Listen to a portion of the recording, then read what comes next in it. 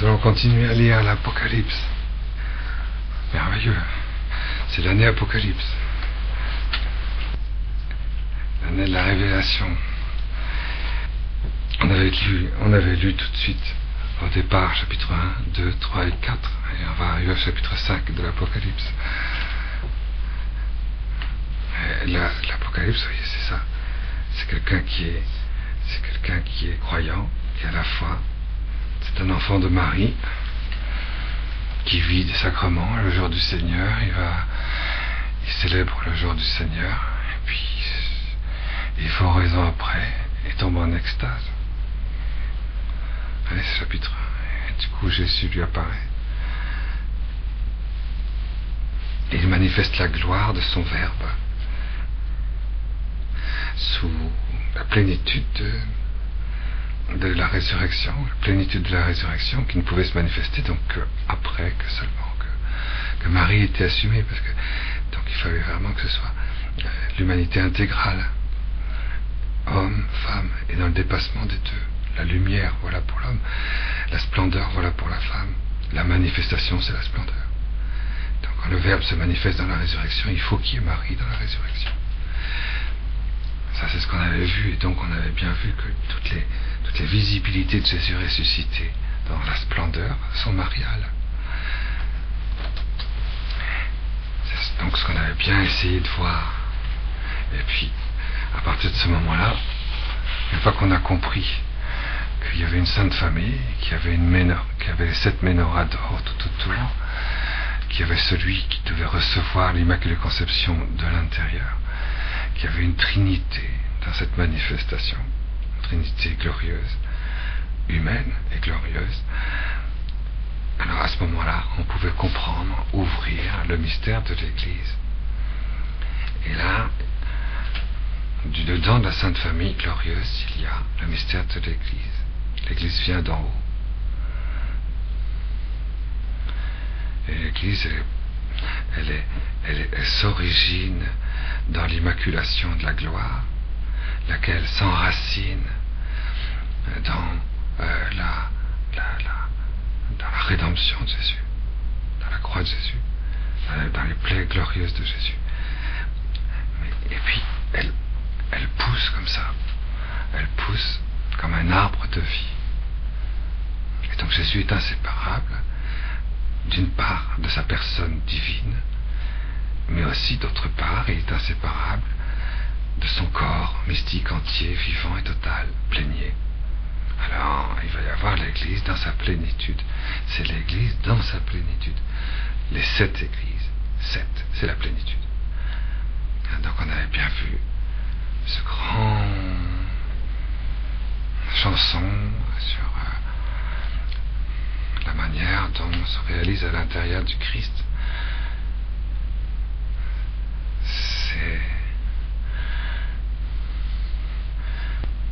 C'est lutte, quoi. C'est lutte victorieuse d'ailleurs, hein. C'est lutte victorieuse contre le mal, parce que toute lutte, comme celle de la croix d'ailleurs, aboutit à la résurrection. L'Église s'enracine dans l'Église est une manifestation de la résurrection, mais elle s'enracine dans la lutte du Christ sur la croix. Et donc dans sa plénitude, ce sont des luttes. L'Église dans sa plénitude, c'est un mystère de lutte parce que c'est son enracinement. Mais sa manifestation profonde, elle est glorieuse, et son cœur profond est dans les récompenses à celui qui entend ce que l'Esprit dit aux églises. Je donnerai un nom nouveau.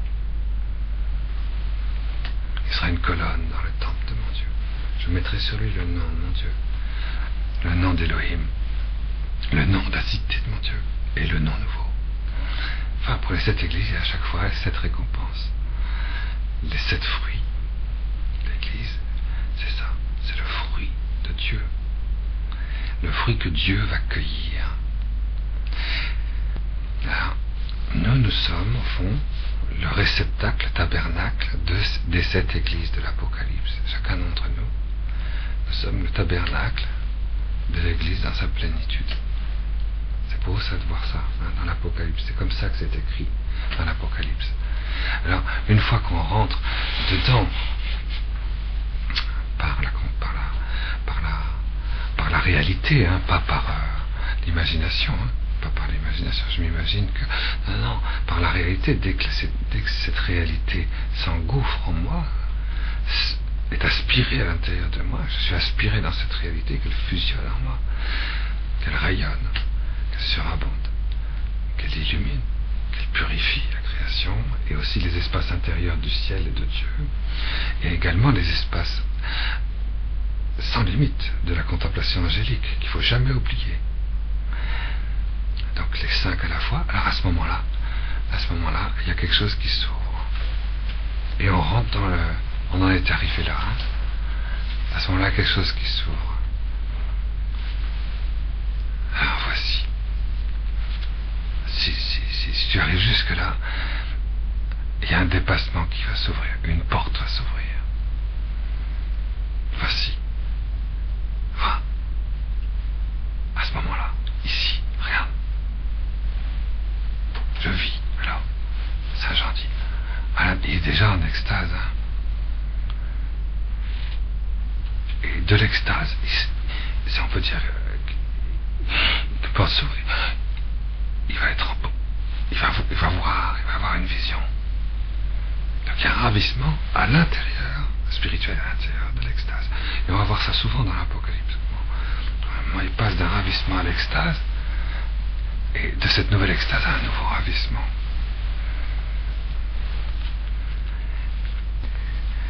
Alors évidemment, quelquefois on voit on peut dire que, bon, oui, bien sûr, on peut lire tout ce qui est de la révélation, peut se lire sous des angles très très variés, hein, on est d'accord, ça c'est vrai. Nous, ce qu'on essaye de voir, c'est comment ça, autant qu'on peut, si le Seigneur nous en donne la grâce, c'est comment Saint Jean avait reçu cela lorsqu'il l'a reçu. Donc comprenez, après, comment c'est interprété par les successeurs, vous savez, un peu moins bien. Comment l'arrière-grand-père, l'enseignement de l'arrière-grand-père retenu par l'arrière-petit-fils, ça...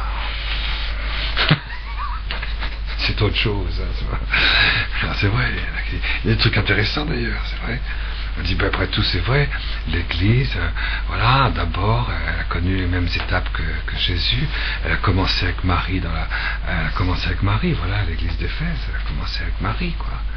L'Église d'Éphèse, elle a commencé dans la sagesse, dans la paix. Et puis tout de suite après, il y a eu... Et Jésus d'ailleurs a suivi les mêmes étapes dans sa vie. Hein. Tout de suite après Nazareth, il y a tout de suite la persécution d'Hérode, les saints innocents, la fuite en Égypte, etc.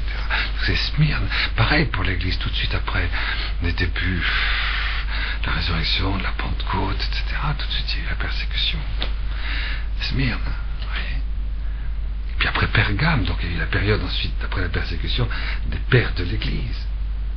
Il a bien fallu, une fois la persécution terminée, qu'arrive Saint Jérôme, n'est-ce pas, qu'arrive... Saint Jérôme, c'était un des premiers, vous voyez. Puis après, il y a eu quand même Saint Augustin, Saint Jérôme, tous les pères de l'Église, à commencer bien sûr par les pères du désert. C'est un petit peu ça. Et c'est sûr que dans la vie de Jésus, il y a eu ça. Aussitôt revenu à Nazareth, il y a eu une très grande moment où c'est la Torah, la révélation, l'évangile était communiqué, vous voyez, à l'intérieur de la Sainte Famille. Voilà, c'est une période de travail aussi, on peut dire. Ça fait Smyrne, et du coup ça débouche à un moment dans l'histoire de l'Église. On voit que les pères de l'Église, au bout d'un certain temps, la période, vous voyez, ces 3 premières périodes dans l'Église se sont succédées. Ça fait pas l'ombre d'un doute, vous voyez, jusqu'à les grands théologiens, vous voyez, de Saint Jérôme jusqu'à Albert le Grand, ça fait quand même pas mal. Et puis alors après il y a eu ces grandes périodes de travail et de service. C'est Thyatire, vous voyez, il y a eu une ferveur, la période du Moyen-Âge, une période de ferveur, de service, de solidarité. Une période très mariale, toutes les c'est bien, de Manova par exemple, il y a 1000 ans, n'est-ce pas, et tous les sanctuaires, tous, c'est ici il y a 1000 ans. C'est une période très mariale, une période très simple, très populaire, très, vous voyez, c'est un petit peu ça. Et ça fait quand même, ça fait quand même pas mal. Et puis alors après il y a eu, après il y a eu ces grandes périodes de travail et de service. C'est Thyatire, vous voyez, il y a eu une ferveur, la période du Moyen-Âge, une période de ferveur, de service, de solidarité. très solidaire, très très solidaire. C'est l'époque des corporations, si vous voulez. Donc ça veut dire une solidarité totale, sur tous les plans, dans toutes les couches de la société. Et ce qui servait de modèle à la communauté chrétienne, c'était les moines. Et la ville, la cité, le village, enfin, les métiers, tout ça, étaient calqués dans leur manière de vivre entre eux sur la société monastique. C'était vraiment quelque chose aujourd'hui très caricaturé, hein, dans les films comme Au nom de la rose, je sais pas quoi. C'est présenté de manière complètement incroyable, enfin diabolique on peut dire, hein. C'est une espèce d'inversion complète. Mais il y a une période vraiment de ferveur, et c'est vrai, c'est Thyatire, ça. Puis après, il y a la période missionnaire, la période de Sardes, la période de l'église triomphante. L'église triomphante sécurise, pitouze. C'est vrai, c'est une période comme ça, l'église triomphante. Et puis après l'église triomphante, bon, et c'est fini, on sait bien. Aujourd'hui, l'église triomphante. Il y a un dernier truc, c'est Jean-Paul II, l'église triomphante. C'est sûr. Après, c'est Philadelphie, l'église de l'esprit d'intelligence. C'est l'église de Philadelphie, c'est l'église de Sainte Thérèse de l'Enfant Jésus, l'église des embryons, l'église de la mystique embryonnaire, de la solidarité fraternelle dans sa racine originelle. C'est l'église de Philadelphie, l'esprit d'intelligence. Vous voyez ça, c'est beau ça, le cœur pur. Et à la fin, l'église de Laodicée. C'est vrai, il y a un jugement qui se fait, c'est un jugement. Tout est mis à nu. Et c'est vrai, on peut dire, voyez, on peut lire l'Apocalypse, vous voyez, comme ça, pratiquement tous les septénaires qu'il y a dans l'Apocalypse, on pourrait les lire comme ça, dans une lecture un petit peu génétique. Mais c'est pas ça. Ce serait peut-être pas faux, ce serait pas complètement faux, mais on sent que c'est pas ça que l'Apocalypse donne. L'Apocalypse n'est pas là pour qu'on trouve ce genre de lecture. L'Apocalypse est une révélation sur ce que Dieu vit en Marie lorsqu'elle est ressuscitée et qu'elle manifeste la gloire humaine et glorieuse du Verbe de Dieu. Ce que Jésus ne peut pas faire. Jésus ressuscité ne peut pas manifester la gloire glorieuse humaine du Verbe, parce que le Verbe est féminin. Le Verbe est l'épouse du Père. Il n'y a que l'épouse glorifiée dans la chair humaine, Marie, qui peut être cette manifestation. Alors qu'est-ce qui se passe à l'intérieur de Marie comme gloire du Verbe de Dieu, dans son germe, à la dormition, bon, dans son déploiement à l'Assomption, dans son fruit à la Jérusalem céleste. Et tout Apocalypse c'est fait pour ça. Marie, il ne faut pas oublier que Marie, elle a été donnée par Jésus crucifié à Saint Jean, et donc à lui, prêtre éternel, Jésus, à travers le cœur le sacrement qu'il a donné à Saint Jean. Et donc Marie est livrée, était déposée dans tous ses secrets intérieurs à ce prêtre-là, vous comprenez? C'est ça. Donc arrivée au ciel, c'est normal, l'Apocalypse, qu'elle continue à livrer ses secrets, et c'est ça l'Apocalypse, ses secrets intérieurs de révélation. C'est évidemment l'interprétation principale de l'Apocalypse. Après, on peut faire des interprétations, vous voyez, des électrons libres, vous voyez. Alors oui, c'est vrai, l'Église au début, c'était ça, puis après ça a été persécution, puis après ça a été truc. Donc vous voyez, là, on devrait être à peu près là. Oui, d'accord. Enfin bon, hein, le bienheureux Holzhauser, n'est-ce pas, quand il interprète l'Apocalypse, il va dans cette direction. C'est un petit peu l'électron libre, vous voyez, très lointain.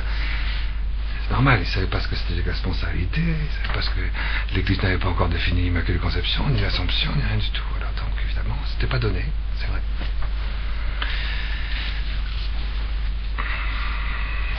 Voilà. Bon, Donc, une fois qu'on est dans cette manière dont Marie glorifiée fait grandir l'Église dans la lutte, avec sa grâce de plénitude, qui lui appartient dès le départ. À partir de ce moment-là où on vide ça, voilà, on va pouvoir entrer dans la suite. Alors ça, je m'excuse, je suis pas à la bonne page. Découvrement de Yohanan. La Odyssée. Oui, la Odyssée, c'est vraiment l'Église mise à nu. C'est l'esprit de crainte, c'est la ferveur. Ça exprime l'Église, elle doit être dans une plénitude de ferveur, parce qu'elle ne dépend plus que de Dieu. Alors elle est mise à nu. À la Odyssée, c'est marrant d'ailleurs que Dieu ait choisi chacune de ces villes, parce que chacune de ces villes avait une spécialité en Asie. À la Odyssée, il faisait des tissages. Des tissages très fins de soie. Alors les femmes étaient revêtues comme ça, c'était connu, de vêtements qui étaient collants, qui collaient, toutes les formes se voyaient. C'était en noir, c'était des tissus noirs très très fins qui collaient. Alors c'est pour ça qu'il y a un truc, tu vois pas, tu crois que tu es habillé, que tu es riche, mais tu vois pas que tu es nu.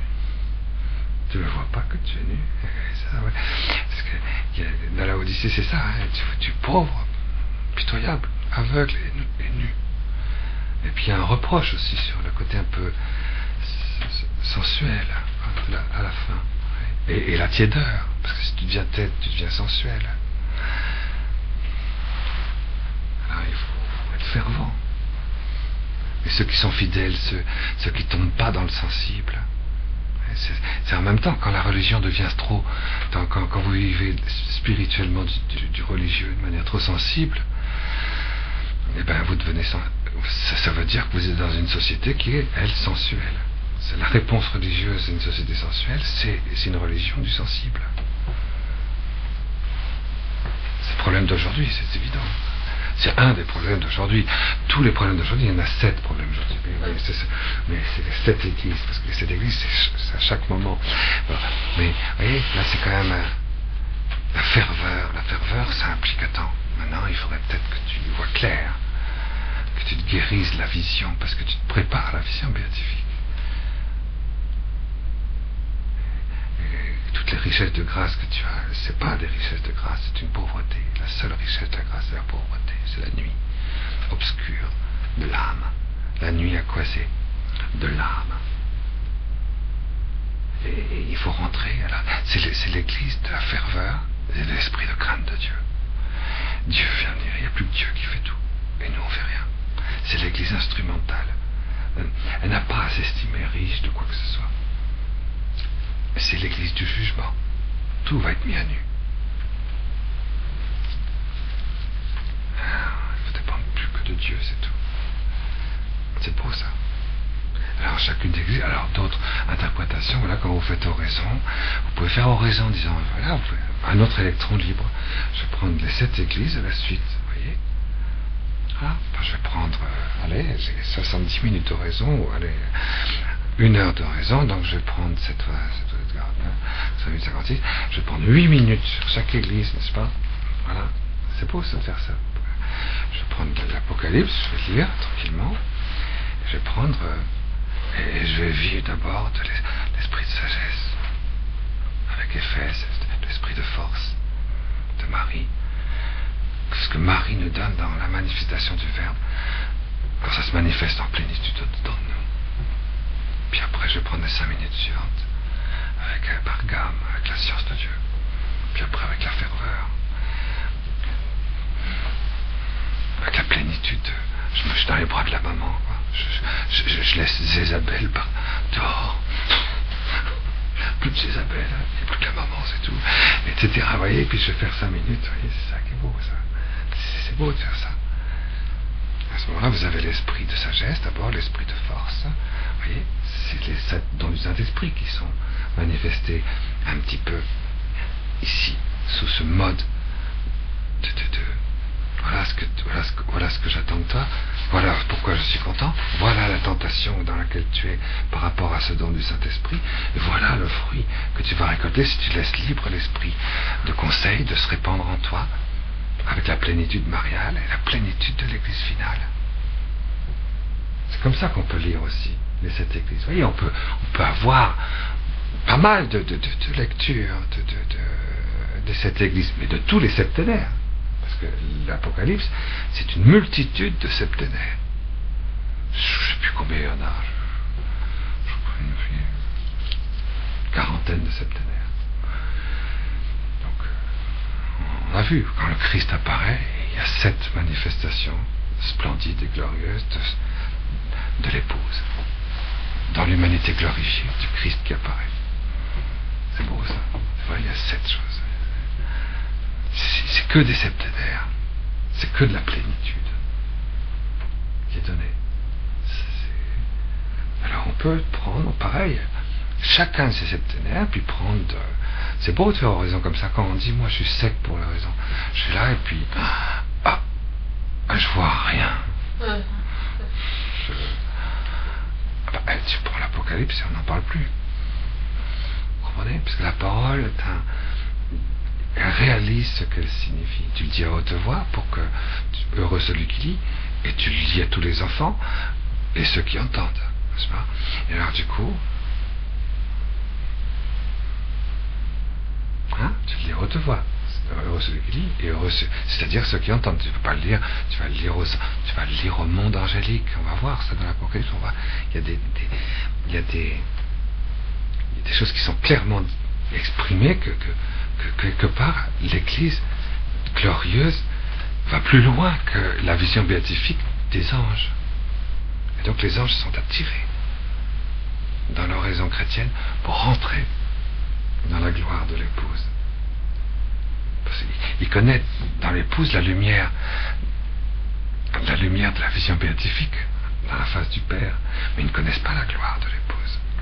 Alors les anges sont attirés dans notre oraison. Il faut comprendre qu'on a un rôle d'unification avec Marie. C'est notre rôle à nous.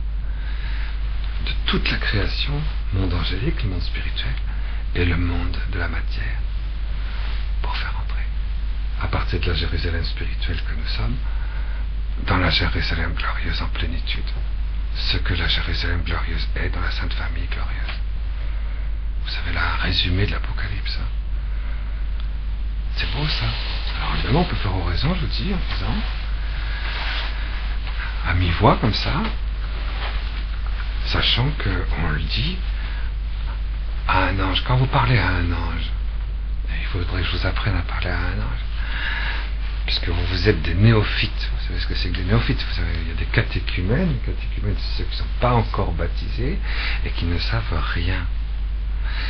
Alors, ils n'ont rien et ils ne savent rien. Alors, c'est des catéchumènes. Ils n'ont rien puisqu'ils ne sont pas baptisés. Et ils ne savent rien parce que, par définition...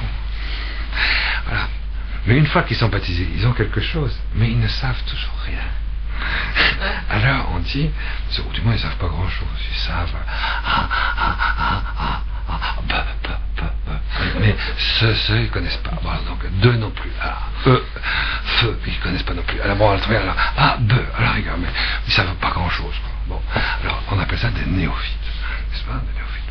Vous êtes des néophytes, n'est-ce pas? Bon.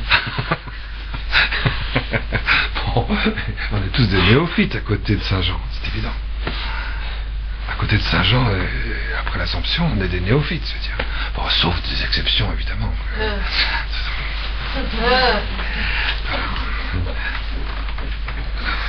Comment est-ce qu'on fait pour parler à un ange? Vous voyez? Moi, je suis là, je vais parler à un ange. Un ange, c'est une contemplation. Difficile, hein, de parler à un ange. Un ange, c'est une contemplation. Oui, il est où, l'ange? Il n'y a pas de lieu pour un ange. La contemplation n'a pas de lieu. Moi, je suis dans un lieu, je suis dans un corps. Je suis sur la terre. Même au ciel, je serai encore dans mon corps. Et mon corps, c'est mon lieu. Et comme je fais partie de tout un ensemble, même au ciel, je serai dans un lieu. Parce qu'un ange n'a pas de corps, donc il n'a pas de lieu, c'est une contemplation. Alors, où est-ce qu'il est l'ange? Ne cherche pas où est-ce qu'il est, il n'a pas de lieu. C'est une contemplation. C'est une contemplation personnelle, c'est quelqu'un qui est une personne, c'est une personne vivante, mais qui n'a pas de lieu. C'est extraordinaire. C'est pas inouï ça. Hein? Oh, rencontrer son ange, qu'est-ce que c'est beau. Qu'est-ce que c'est beau. Parce que il est dans sa contemplation ce que ma sainteté est dans l'incarnation. Ton ange gardien, je parle. Parce que ton ange gardien n'est pas en contemplation ce que je suis de mon incarnation, puisque justement c'est ton ange gardien à toi. C'est ta sainteté à toi, mais du point de vue de la contemplation, sans lieu. C'est-à-dire vaste, une vastitude, sans limite. C'est ce que tu es dans ta sainteté, mais dans une vastitude sans limite, purement contemplative. C'est ça ton ange. Mais les autres anges aussi sont dans une vastitude sans limite, puisqu'ils n'ont pas de lieu, vous voyez. Ah, alors quand tu vis quelque chose de très fort, c'est tout petit. C'est très fort, mais c'est tout petit. Tu conjoins ça à ton ange, et ce truc est tout petit, parce que c'est toi. Ce que tu vis, c'est tout petit. C'est microscopique ce que tu vis. Quand tu fais un acte de foi, de pauvreté, tu dis je vous salue Marie. Tu mets ça dans ton... C'est un tout petit point, c'est un tout petit point. C'est un point. Même au microscope, tu verrais que c'est encore plus petit que tu ne le penses. Eh ben, c'est tout petit, tu le conjoins à ton ange gardien, et lui, il donne une vastitude sans limite. C'est étonnant, ça. C'est étonnant, ça. Hein? Et pourtant, l'ange, il a besoin de nous pour rentrer dans cette petitesse, pour pouvoir rentrer, justement, dans la gloire de l'épouse. La gloire du Verbe. Parce que le Verbe s'est incarné.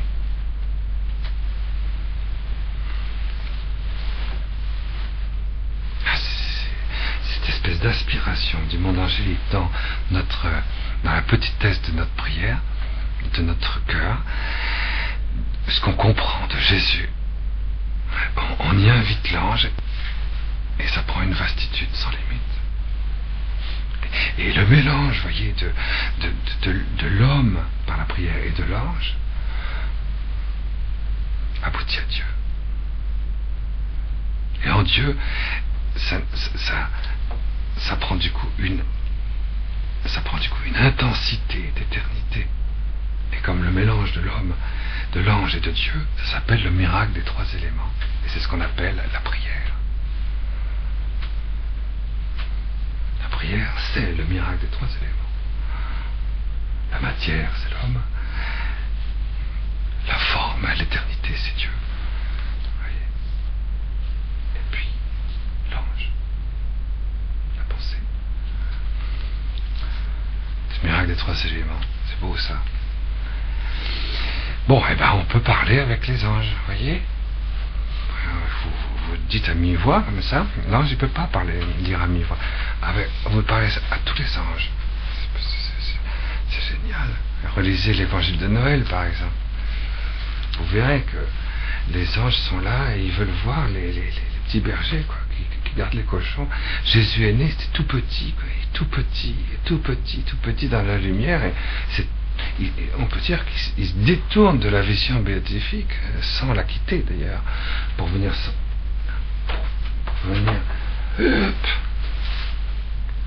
donner, laisser Jésus les inviter à amplifier dans leur vastitude sa nativité à Noël dans la crèche.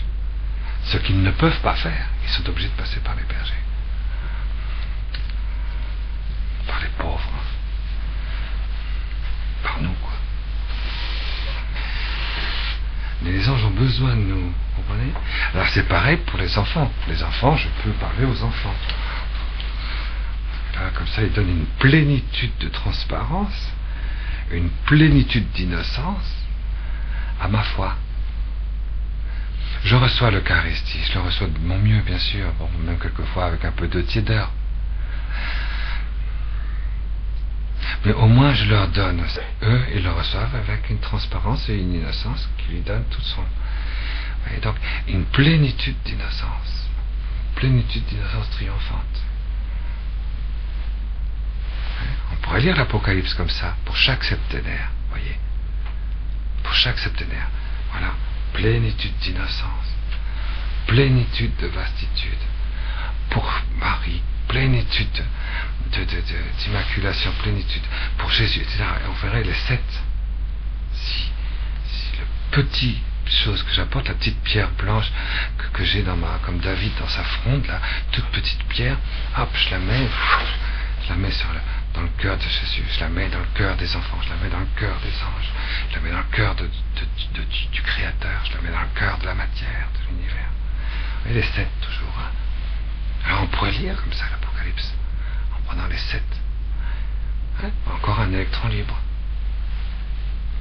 Remarquez bien que si on prend l'interprétation johannique, c'est-à-dire c'est Marie qui dévoile à Saint Jean, c'est Dieu, l'Esprit Saint qui dévoile à Saint Jean ce qu'il vit à travers la gloire en plénitude de l'épouse ressuscitée et assumée, on va retrouver forcément toutes ces interprétations dont je suis en train de vous parler, forcément. Mais on ne peut pas prendre une séparément en disant c'est ça. Vous voyez? C'est ça que je veux dire. De toute façon, l'Apocalypse, c'est de toute façon génial. Bon, alors. C'est trop bien l'Apocalypse. Alors. Nous en étions là, donc. Hein?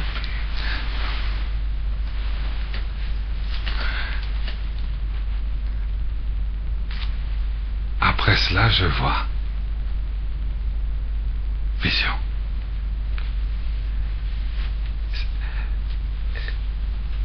Et vois ici une porte ouverte dans le ciel. Une fois que je vis ça, de la plénitude de l'Église, je peux être emporté dans un ravissement. C'est l'esprit cette fois-ci. Hein, parce que quand vous êtes en extase et qu'il y a un ravissement, c'est votre esprit qui est emporté. C'est pas pareil, vous voyez la différence entre un ravissement et une extase. Hein, non? Et le vol de l'esprit, vous voyez les trois. Vous connaissez tous Sainte Thérèse d'Avila, la différence, n'est-ce pas? Vous avez l'habitude, donc il n'y a pas de problème. Alors donc, la voix, la première que j'entends me parler, la voix, la première que j'entends me parler comme un chauffard, comme une trompette, dit monte ici, je te montrerai ce qui va advenir après cela. C'est un vol de l'esprit, vous comprenez, puisque on est dans la plénitude du corps mystique entier vivant de Jésus. Et il y a quelque chose qui est au-delà de la plénitude du corps mystique de Jésus entier. Quelque chose qui est au-delà. C'est forcément un ravissement, un vol de l'esprit. C'est en même temps un ravissement et un vol de l'esprit. Oui, c'est sûr ça. Après cela, c'est pas après 5 minutes après, hein. C'est après, au-delà de cela.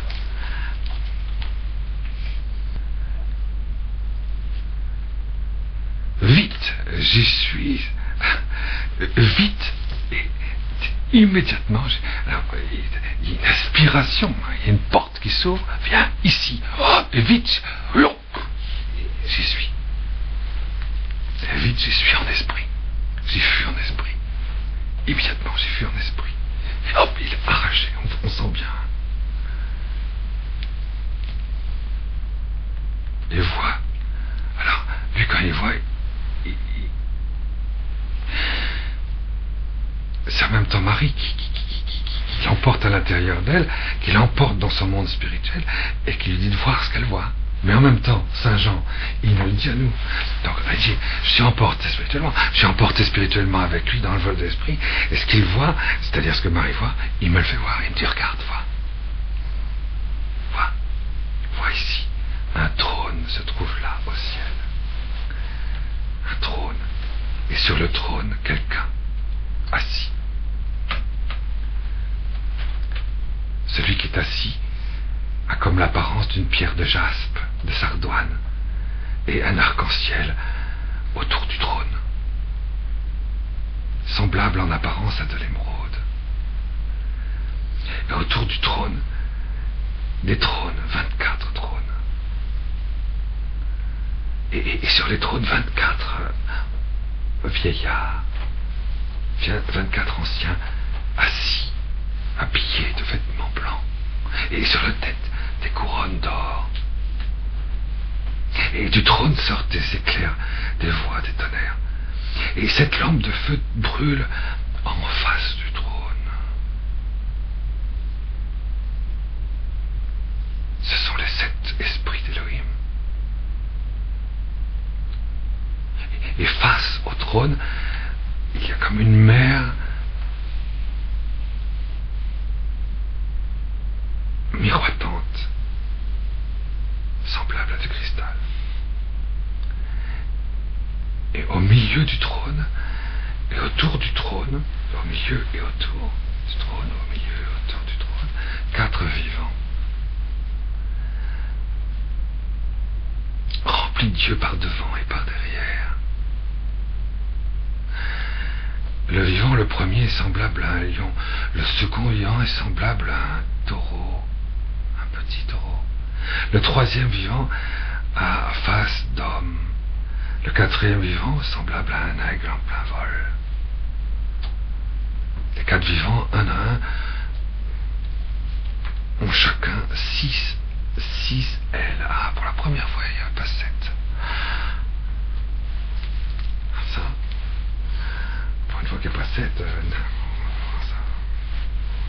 n'y a pas 7, c'est 6. Ah, 6 ailes chacun, 6 ailes. Autour et dedans, les ailes, des ailes sont remplies de Dieu. Les ailes sont fabriquées avec des yeux. C'est extraordinaire. Sans repos nuit et jour, ils disent Saint, Saint, Saint, Yahweh Elohim Sabaoth. Celui qui est, qui était, qui vient.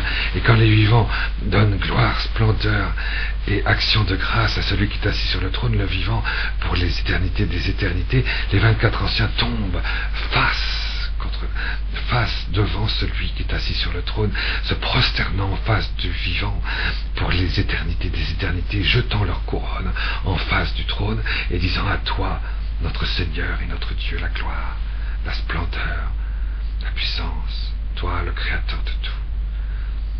Par ta volonté, ils étaient et ils ont été créés. Ça c'est beau. Hein?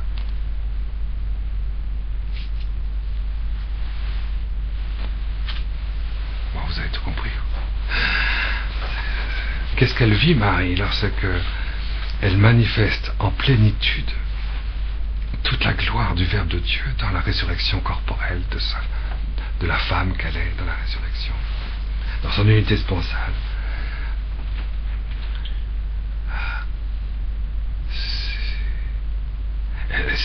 C'est beau parce que faut comprendre ce que c'est que la sponsalité de Marie dans la résurrection. C'est la nouvelle Ève et le nouvel Adam qui vivent une seule chair glorieuse.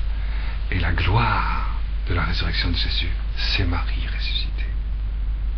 Pourquoi? Parce que la personne de Jésus, c'est l'épouse du Père. Le Fils de Dieu, c'est l'épouse du Père. Si bien que quand Marie est introduite dans il y a une humanité intégrale. Tout ce que vit Jésus dans la personne du Verbe, elle le vit dans la gloire de sa résurrection. Et c'est pour ça qu'elle est reine. C'est pour ça qu'elle est, quelque part, elle est au-dessus de Jésus ressuscité. Mais le Verbe de Dieu est au-dessus d'elle, puisqu'elle est avant lui, avant elle. C'est facile à comprendre, elle est la mère de Dieu. Et quand la mère de Dieu ressuscite, elle devient la reine de Jésus ressuscité. Jésus, c'est le serviteur. Dans l'Apocalypse, Jésus, c'est le serviteur, le témoin, le serviteur fidèle. Jésus. Marie, c'est la reine. Mais comme c'est pour voir cette spontanéité, elle est magnifique. Hein. C'est de l'intérieur qu'il faut la regarder. Hein. C'est pas essayer de comprendre les mots. Hein. C'est de l'intérieur, C'est de l'intérieur que Saint Jean spirituellement découvre ça, dans la vastitude du miracle des 3 éléments. Oui. Mais puisque elle est la femme par excellence glorifiée, elle épouse forcément le sein de Dieu le Père. Le Père, c'est l'époux. Mais comme elle est la gloire humaine de la résurrection, quand elle épouse avec toute son humanité glorifiée l'époux qui est Dieu le Père, elle trouve son époux qui est Joseph glorifié. Vous comprenez? Il y a une double spontanéité.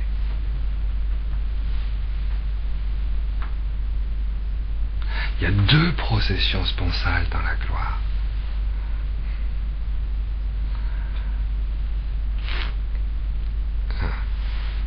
Bon.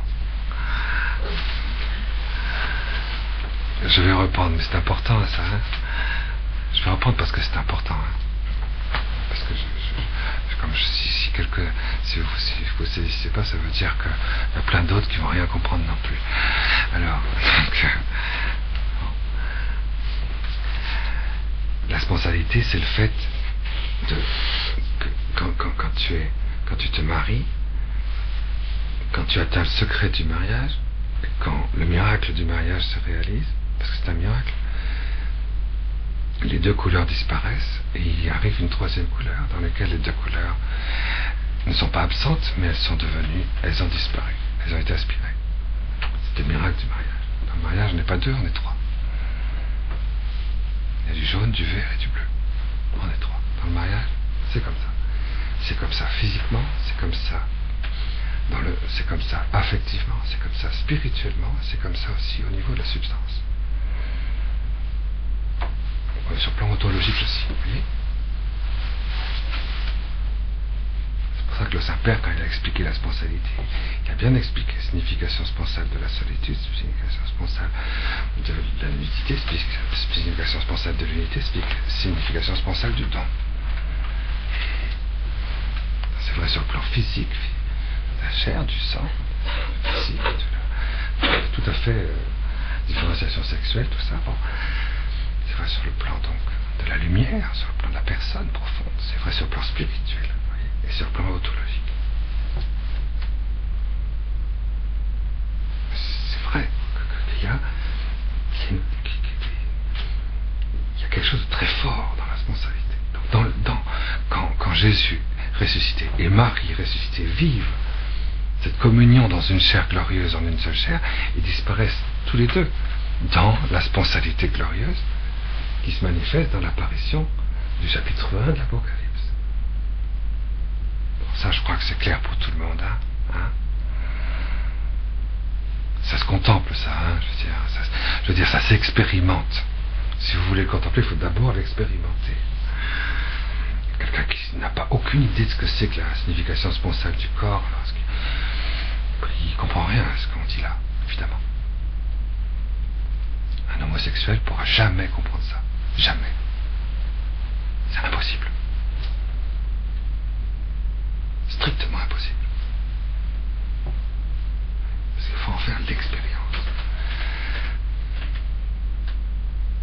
Et le jour où par une grâce de Dieu, vous faites l'expérience spirituelle de ça, vous êtes immédiatement guéri de votre homosexualité. Pas besoin de faire 20 ans de cure. Hein. En 1 heure, vous êtes guéri. Ça, c'est sûr. Moi, je l'ai vu. C'est sûr que tu découvres la signification, c'est pour ça que c'est terminé. Alors, bon, ça n'a strictement rien à voir avec le chapitre 4. Mais n'empêche que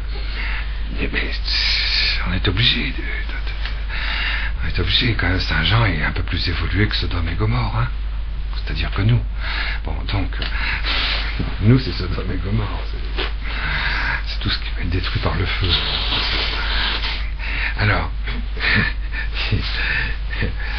donc, quand la gloire de la personne, de la seconde personne de la très sainte Trinité se réalise dans la résurrection physique de Jésus. Elle ne se déploie dans leur responsabilité, elle ne se déploie que à travers l'Assomption. Parce qu'il faut que ce soit la plénitude de l'humanité, de l'épouse qui soit manifestée. Donc ça c'est clair, hein, je crois qu'on avait déjà bien vu ça. Hein. Donc c'est une première responsabilité entre la nouvelle Ève et le nouvel Adam. Ils ont disparu tous les deux dans une seule résurrection. Et c'est la résurrection glorieuse du Verbe de Dieu. Mais le Verbe de Dieu, c'est l'épouse dans la très sainte Trinité. Et le Verbe de Dieu, lui, il vit dans l'unité de l'époux et de l'épouse, c'est-à-dire du Père et du Fils, une sponsalité éternelle avant la création du monde. Donc Marie, aussitôt, est aspirée dans le sein du Père à vivre, à être épouse de la première personne de la très sainte Trinité, qui est époux. Mais comme elle est corporellement glorifiée dans le Christ, elle est corporellement glorifiée dans le Christ, il faut bien qu'elle trouve cette sponsalité pour y joindre sa plénitude dans un époux qui trouve lui-même à l'intérieur de lui une gloire d'affinité avec sa gloire physique humaine, et c'est Saint Joseph glorifié. Vous pouvez tourner dans tous les sens, c'est impossible autrement. Donc quelque part, donc il y a deux processions sponsales dans la gloire de la résurrection. Et c'est pas du tout la même chose.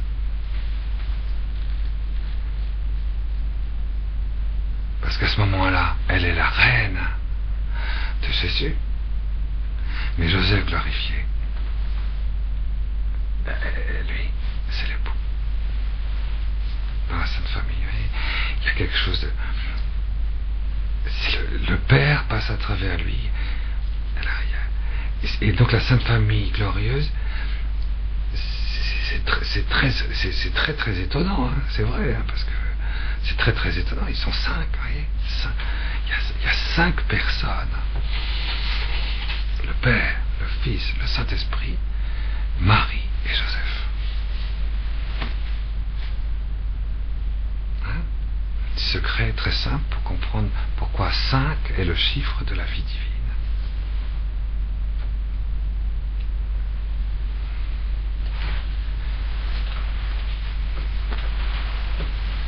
Mélange ça, et voilà, tu as la grâce. Quand tu te plonges là-dedans, tu es là-dedans, ça y est, tu fais comme Obélix, tu te plonges dans la potion magique. Quand tu es enfant, tu rentres là-dedans, ça y est, tu as la grâce. Moi, je suis tombé là-dedans quand j'étais petit, donc ça va tout seul. Ouais. Plus besoin de me donner des énergies. Ça marche tout seul. Voilà. Donnez ça à vos enfants au biberon et c'est bon. Alors, donc, quand spirituellement, voilà ce que vit Marie. Vous comprenez? Spirituellement, voilà ce que vit Marie. Donc, quand Saint Jean est en porte, il y a une porte qui s'ouvre, après cela, au-delà de la plénitude du corps mystique de l'Église, mais il y a les processions trinitaires dans la gloire. Enfin. Alors, spirituellement, il y a un rapt spirituel intérieur, dans une vastitude sans limite, bien sûr. Voilà pour le miracle du côté angélique. C'est le ciel, hein. C'est le ciel, monde angélique, monde spirituel. Oui, c'est dit explicitement, vous voyez.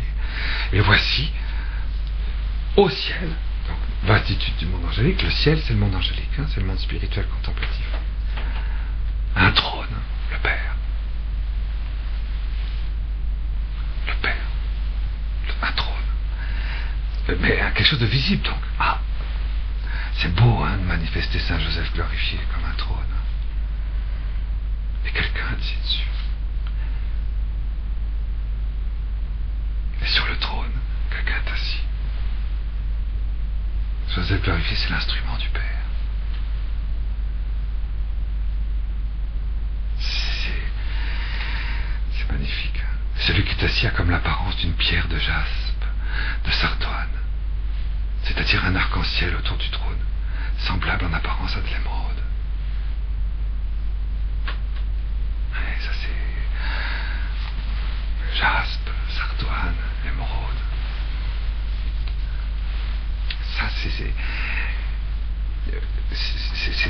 sont des pierres précieuses, vous voyez, il y en a 3, vous voyez. C'est normal parce que dans le Père, il y a Joseph. Dans Joseph et dans le Père, dans le Père, il y a le Verbe, et il y a Jésus. Dans le Père, il y a toutes ces sponsalités dans l'Esprit Saint. Donc il va y avoir ces 3 émeraudes. Tout est fabriqué avec ces 3. Et en plus, c'est comme une espèce de... C'est au ciel, hein, c'est spirituel.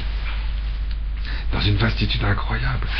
Et avec les 7 couleurs de l'arc-en-ciel autour du trône. Toute l'alliance est dans les mains de Joseph glorifié. Toute l'alliance du éternel. Semblable à l'apparence à de l'émeraude. Oui. Oh. Jaspe, je crois que le jaspe c'est quelque chose. Ça dépend. Là, vous avez de la jaspe rose. Et la sardoine, c'est de quelle couleur? La sardoine, c'est de quelle couleur? C'est plutôt vert, hein? Ouais, c'est beau ça. Et l'émeraude, c'est plutôt... C'est vert. Il y en a des rouges aussi, des émeraudes. Ah, le rubis rouge. Ouais. Mais moi, il me semble que c'est 3 nuances de vert, les 3. Hein? Les 3 sont des nuances de vert. Hein? Parce que... Il me semble que c'est des nuances de vert. Ça c'est des nuances de vert. C'est du vert. C'est la grâce, hein, le vert. Hein? Le vert, c'est la vie divine. La vie divine. Et en fait, mais à travers du minéral, donc, qui se reflète en transparence dans la matière. Et c'est pas des petits trucs d'émeraude comme ça, gros comme nos émeraudes qu'on porte sur les bagues. Non. C'est des émeraudes sans limite. Vous voyez, c'est la matière, le Père se manifeste dans la matière. Et ça, c'est l'alliance. Saint Joseph, vous voyez, c'est beau, Joseph glorifié. Hein? Il y a une deuxième sponsalité avec Marie, qui se vit spirituellement. Et Saint Jean qui est amené va devenir petit à petit avec l'Église le fils de la Sainte Famille glorieuse. Pour la mise en place du corps spirituel, vous voyez. Alors, c'est beau, autour du trône, il y a 24 vieillards. Ah, autour du trône, donc il y a, et autour du trône, il y a des trônes, il y a 24 trônes.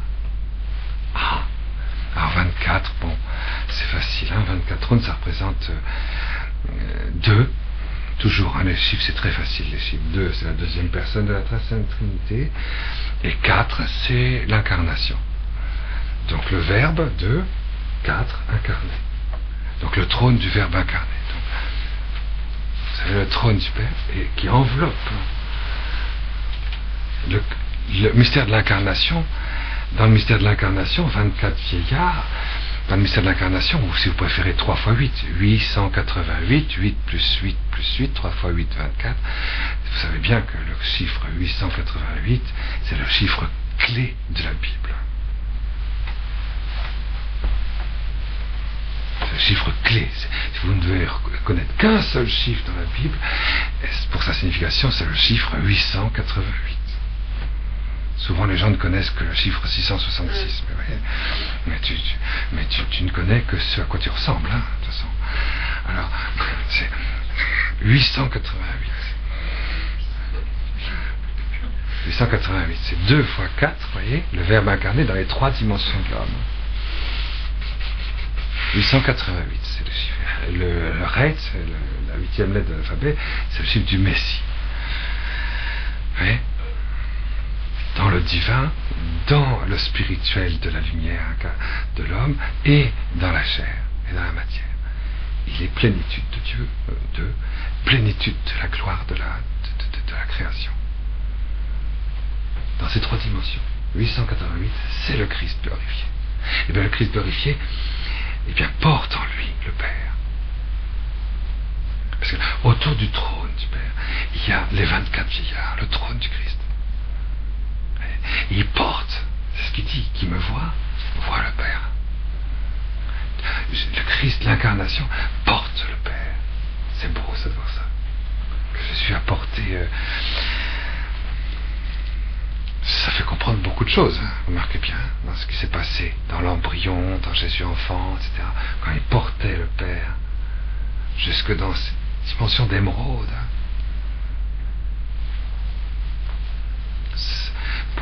Pour l'époux de l'Immaculée Conception, je veux dire, de l'époque, dans la Sainte Famille, ça devait être une chose folle, parce que c'est Jésus transparent, vous comprenez. La destinée de Joseph, c'est dingue. C'est dingue.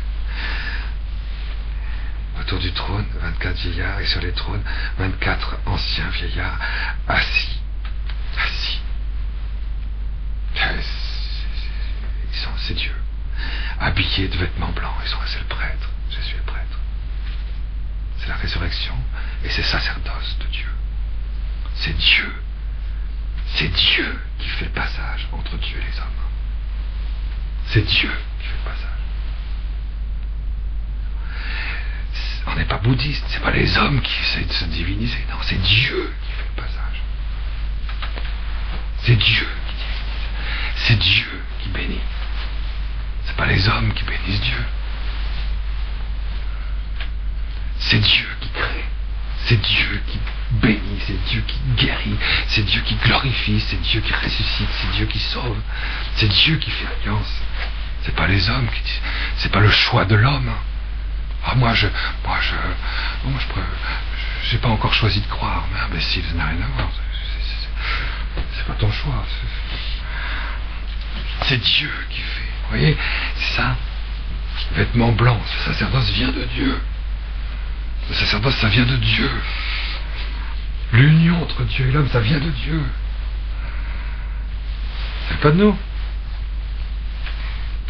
C'est beau ça, ça fait des petites choses qui automatiquement, vous voyez, même si on les aperçoit pas même si on les aperçoit pas, vous inquiétez pas, ça passe. Hein. Heureusement qu'on ne comprend pas dans le cerveau, parce que mais ça passe dans l'âme, hein, ça passe dans le corps, ça passe dans notre union. De dormir avec les 3 éléments avec les anges, ça passe. Hein. La lecture de la parole de Dieu, c'est une délivrance par rapport à toutes les hérésies. C'est vrai, hein. C'est trop beau ça. Et sur leur tête, leur contemplation, la royauté, c'est un sacerdoce royal de charité. C'est la royauté, c'est la sainteté du Saint-Esprit qui fait leur contemplation, qui fait la contemplation du Christ. Du trône sortent des éclairs. Et bien du trône, c'est-à-dire du trône de Saint Joseph, enveloppé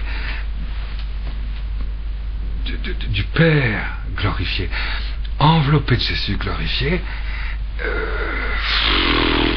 te rends compte, ça fait 7 couronnes, vous voyez, 24 couronnes, enfin on peut l'arc-en-ciel, tout ça, c'est une alliance, tout ça se mélange, et du coup, hein, l'unité de l'époux et de l'épouse, eh ben, ça donne quoi? Ça fait l'unité de l'époux et de l'épouse, ceux qui sont mariés le savent bien, l'unité de l'époux et de l'épouse, ça fait des éclairs, des voix et des tonnerres, vous voyez, ça c'est bien connu. Sur des éclairs, des voix et des tonnerres. L'Esprit Saint, le Saint-Esprit procède de l'unité du Père et du Fils. C'est l'Esprit Saint qui était exprimé sous cette forme. Pourquoi? Parce que les éclairs, l'Esprit Saint est fulgurant comme l'éclair.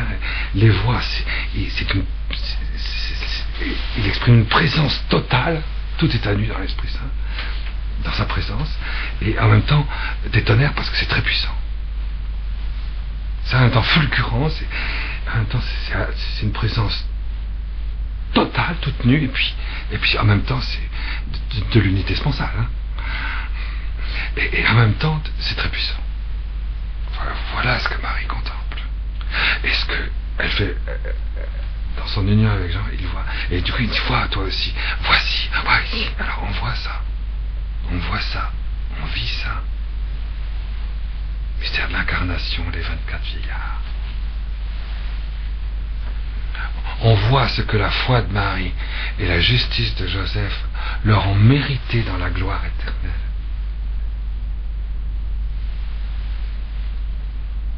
Ce n'est que le début, vous comprenez, de l'Apocalypse, c'est ça. Parce qu'ils étaient un peu plus loin que Noël. Marie, Jésus, Joseph. Mais ça, c'est très très beau, hein. En face du trône. Oui. Alors, vous voyez des voix, des tonnerres. 7 lampes de feu brûlent en face du trône. Alors, c'est des flammes c'est la flamme parfaite, l'incendie absolu. Le feu qui brûle face à face. Donc, quand on dit face à face, ça veut dire, je vois de l'intérieur la gloire. Face à face, c'est de l'intérieur, proston, théon, donc du dedans, face. Il n'y a pas de traduction en français pour proston, proston tronouille. On est dedans et on est face, vous voyez. Je suis dedans et je vois. C'est du dedans que je vois, mais je vois parce que je suis. C'est du dedans que je vois, et je suis dedans et je vois. Vous voyez, quand vous contemplez Dieu, vous faites pas comme ça. Non, vous ouvrez les yeux, c'est du dedans que vous voyez Dieu. Mais vous avez les yeux ouverts, mais vous le voyez. Vous êtes dedans. Vous voyez. Je vois Dieu. Je veux voir Dieu. C'est du dedans, proston, le Saint-Esprit, lui, il est donc dedans le trône. Mais face au trône. À l'intérieur, si vous voulez. Les orthodoxes disent, c'est une péricorèse, la péricorésis. Si vous préférez, en français on dit la circumaccession. Donc vous voyez, c'est quand même facile en français. Ça veut dire que vous êtes circum in sessio. Péri, circum, choresis. Alors, asis, chorès. Donc, c'est facile. Donc, circum, ça veut dire que vous êtes autour, in, vous êtes dedans, et sessio, vous êtes assis. Vous êtes assis dedans, et en même temps, vous êtes autour. Donc, quelque part, je suis autour, donc c'est tout intérieur, et puis en plus, je suis dedans, mais je suis assis, je vois. Vous voyez, c'est en même temps moi qui suis dedans, mais en même temps, Dieu qui est dedans. Et je vois les deux en même temps. C'est une péricorèse. Par exemple, c'est facile. Quand vous faites oraison, c'est toujours une péricorèse. Si un jour vous rencontrez un orthodoxe et que vous ne savez pas ce que c'est que la péricorèse, il va se moquer de vous. Hein. Il va dire quoi, vous ne savez pas ce que c'est que la péricorèse? Mais vous avez été baptisé, vous? Non mais vous avez été baptisé où exactement? Vous n'êtes pas orthodoxe? Ah non. Oh, d'accord.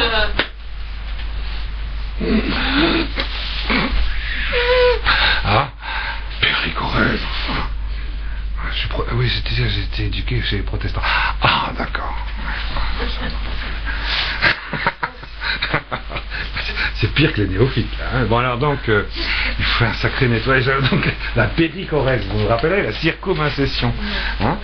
Bon, c'est l'Esprit Saint, il est là dans la dedans. C'est un incendie. Et ce sont les 7 esprits de Dieu. L'Esprit Saint. C'est le texte le dit lui-même, c'est le Saint-Esprit.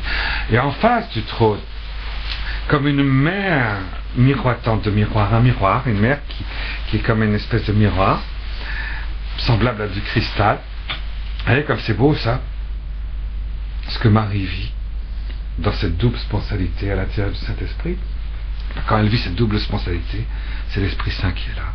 Alors, elle est l'épouse du Saint-Esprit. Et ça se manifeste sous cette forme.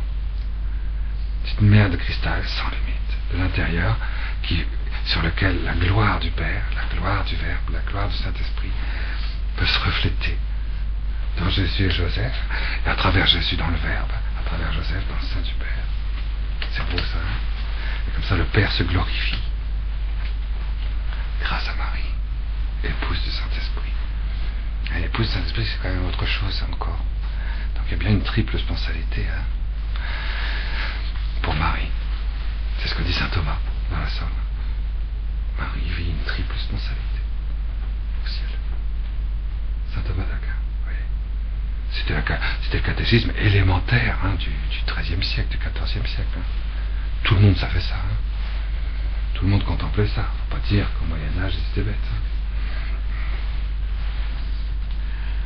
Bon, Sodome et Gomorrhe, c'est normal qu'on soit devenu très très grossier. Alors, en face du trône, une mer, au milieu maintenant du trône, et autour du trône, 4 vivants remplis de Dieu par devant et par derrière.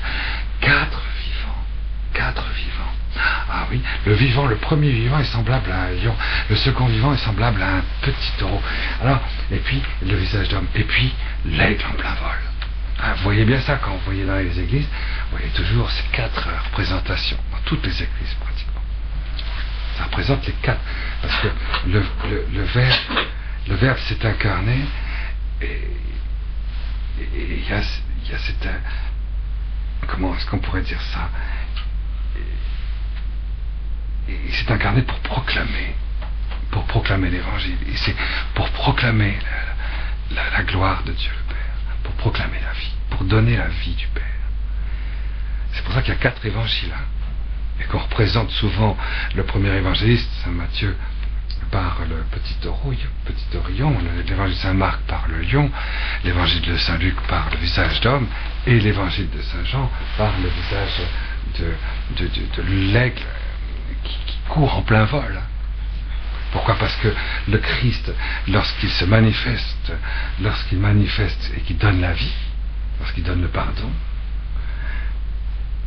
lorsqu'il ressuscite, lorsqu'il est vivant, eh ben, c'est l'aigle, ça veut dire qu'il est dans la vision béatifique, il est Dieu. C'est le visage d'homme parce qu'il a la plénitude de l'homme. C'est le petit taureau parce que c'est la victime parfaite. Le taureau, c'est celui qui doit creuser la terre silencieusement et qui doit être égorgé. Et puis enfin, c'est le lion. C'est le règne, c'est le roi de l'univers. Donc la gloire vivante de Jésus est exprimée par les 4 vivants. Donc il n'y a pas seulement l'incarnation, mais il y a aussi la résurrection qui est exprimée ici. Jésus ressuscité, Jésus incarné, les 24 vieillards, mais glorifié, la glorification de l'incarnation, mais aussi la glorification de Jésus, Jésus vivant, Jésus dans la plénitude de Dieu, Jésus dans la plénitude de l'homme, Jésus dans la plénitude victimale, Jésus dans la plénitude de la sainteté. La plénitude de la sainteté, c'est le roi, c'est le lion. C'est les 4, vous voyez? C'est les 4 aspects. L'eau, la terre, l'air, le feu, qui composent le corps glorieux de Jésus. Et c'est vraiment au milieu du trône, vous voyez? C'est en face du trône, c'est autour du trône. Et vous voyez, ils sont remplis de Dieu par devant et par derrière. Et c'est aussitôt qu'on voit la mer de cristal, aussitôt il y a le premier reflet, vous voyez? C'est la gloire du Père dans l'époux humain de l'Immaculée Conception, nouvel Adam, qui se manifeste. Ouais, c'est beau ça, normal, parce que la gloire du Père, c'est Jésus ressuscité. Alors, on continue, et puis on voit ça, et le vivant, le premier, semblable à un lion, on l'a vu, et un aigle en plein vol. Les 4 vivants, ont chacun, un à un, 6 ailes. Vous voyez, 4 x 6, 24. 4 x 6, 24. 4 x 6, 24, 8, 8, 8. Il y a bien ça. Seulement les ailes, c'est l'adoration et la contemplation. L'adoration et la contemplation. Jésus est toute adoration. Dans la résurrection, Jésus est toute adoration. Il dépend du Père. Jésus dans la résurrection est toute contemplation. Et cette adoration, c'est la nôtre. Il assume toutes nos adorations dans une adoration parfaite, dans une dépendance totale vis-à-vis du Père. 24 fois. 888 fois, vous voyez. Dans la subsistance du Verbe, 2, et toute la création assumée dedans, dans son adoration et sa contemplation. Et c'est des yeux, vous voyez, c'est une vision. C'est à travers la vision béatifique qu'il y a une adoration. L'adoration chrétienne, c'est à travers la vision béatifique de Jésus. On passe par la vision vision béatifique de Jésus, vous voyez, et c'est que des yeux. Ses ailes, son adoration, c'est la vision gloire, c'est la vision face à face. Ces ailes sont fabriquées avec des yeux. 24 ailes. C'est beau ça. Vous voyez, c'est facile à comprendre, hein, une fois que tu as compris. Et c'est bien, les 24 vieillards et les 4 vivants, c'est pareil, hein, c'est la même chose, c'est Jésus, sauf que l'un c'est l'incarnation, l'autre c'est Jésus glorieux, c'est Jésus ressuscité, normal. Voilà.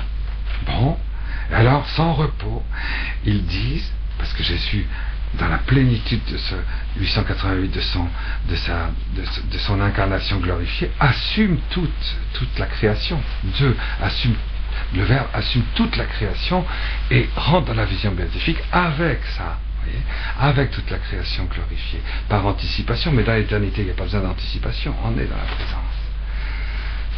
Et donc c'est ce que vit Jésus, c'est ce que Saint Jean vit, et du coup à partir de ce moment-là, Saint Jean après, quand il se retrouve avec ses disciples, il va vivre ça, il va continuer à vivre ça. Et nous aussi, après avoir eu l'Apocalypse, l'ayant vu, on va continuer à vivre comme ça notre prière. Vous voyez? Alors, saint, jour et nuit, sans repos, ils disent, les 4 vivants disent, Saint, Saint, Saint, Yehovah, Elohim, Sabaoth. Hein? Et normalement, quand on assiste à la messe, normalement, tu assistes à la messe, quand on dit Saint, Saint, Saint est le Seigneur, Sanctus, Sanctus, ben ça vient de là. Normalement, c'est Jésus, c'est les 4 vivants, les 24 ailes remplies de yeux, fabriquées avec des yeux, qui dedans à l'intérieur du trône voit le Père et glorifie le Père, se glorifie dans sa personne de Verbe et disparaît dans l'unité des deux pour glorifier l'Esprit Saint. Saint pour le premier, Saint pour le second, Saint. Yehovah, Elohim, Sabaoth.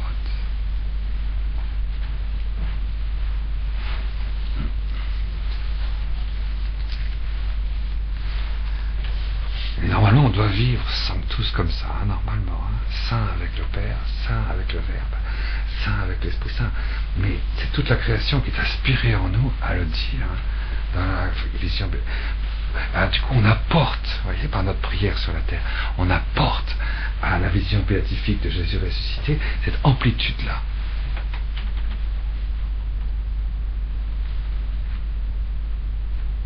C'est pour ça que Jésus dit, j'ai soif. J'ai soif. Parce qu'on doit lui apporter quelque chose.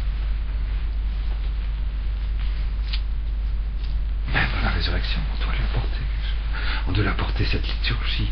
Il faut que cette liturgie qu'on a sur la terre, de notre mieux, on lui apporte. Et du coup, cette liturgie a cette amplitude-là.